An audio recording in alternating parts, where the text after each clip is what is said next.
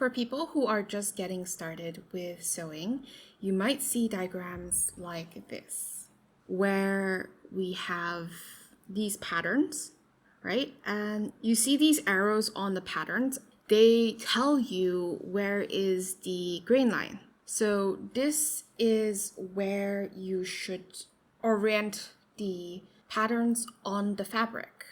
Imagine you have a piece of fabric. So I'm just going to grab a piece of fabric, right? And you see this, right?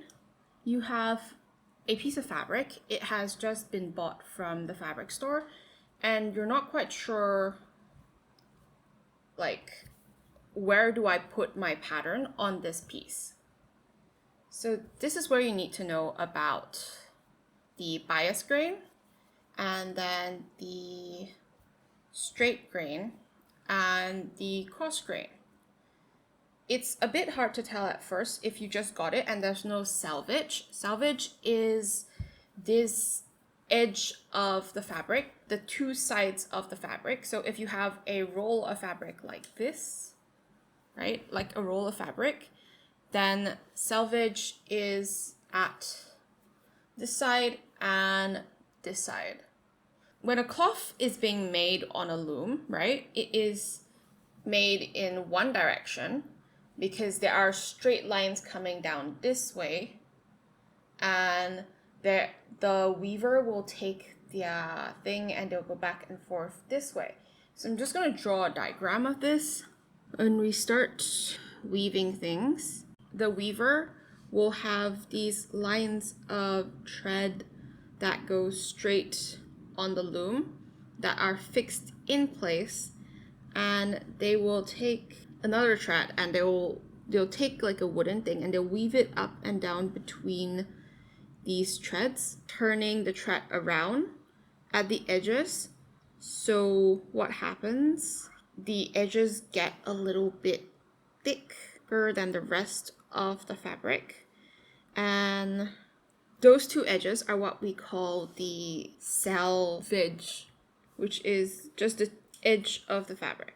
And now we also have the two different type of threads. We would call the straight thread a warp, and this one we would call a weft, which sounds like left because it's right and left. This is the weave, and the warp is going to be stronger. So this one, no stretch. It doesn't stretch as much as this, right? So warp is up and down, weft is left and right, right? And the salvage is what we call the grain, right? This is the most important part that you need to pay attention to. The arrows on the pattern, they are supposed to be this straight grain, which goes up and down. And then we would call this weft the cross grain. You also need to know where is the bias, and that is just the between the straight grain and the cross grain. Why do we cut on these, right? So let me pull this up a bit and go to the next page. So let's go back to the roll of cloth, right? Imagine you get a piece of cloth. So here's the salvage, right? We're drawing in the salvage, but I'm not going to annotate it. And I'm just going to put the straight grain along the salvage. So straight grain.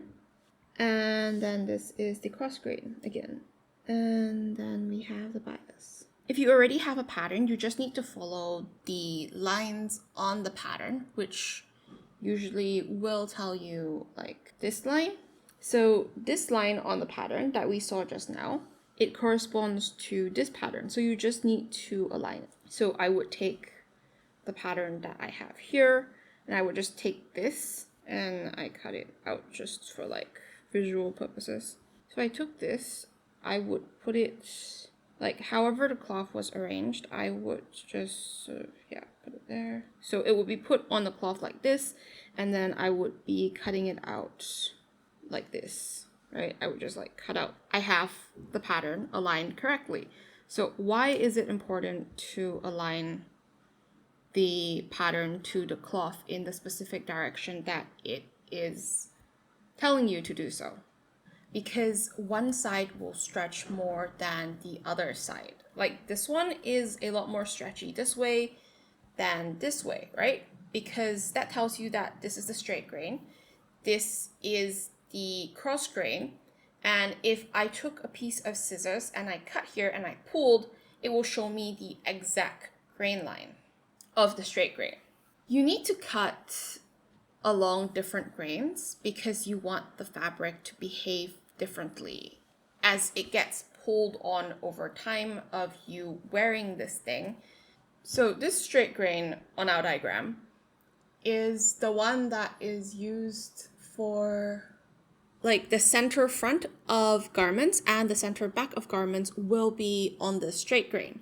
That's because this holds the most tension. This is the strongest thread. The straight grain has the strongest thread, the straight threads, and these hold the most tension. So you want it for the center of the garments, up and down, and you also want it for like the belt. So if you were doing a garment like this, it would be up and down the center.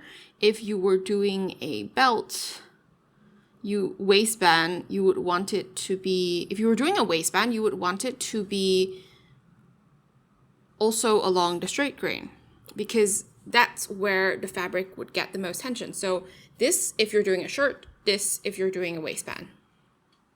It's the same straight edge in different orientations. It's not that it's always like from top to bottom. It depends on where the fabric is supposed to be strong. And you also would use stronger fabrics with less stretch if you're trying to get it to be stronger and like hold you up. Like bras, they're actually made of stronger fabrics that are less stretchy, because otherwise they can't provide sufficient support. Why do we cut in other orientations then? Because you might see that not all patterns tell you to cut on the straight grain. For example, a lot of them tell you to cut on the bias. And this is because the bias has more stretch. And fabrics that are cut on the bias will hang more gracefully. When people tell you to cut on the bias, it will be clothes that are sort of like this, and then they will just like the exact same pattern, but it's rotated to the bias. There are actually two biases. This is also the bias. It is a lot more wasteful to cut on the bias, but a bias has more stretch, and this apparently will accentuate your body's curves and lines, and it will drape more smoothly. So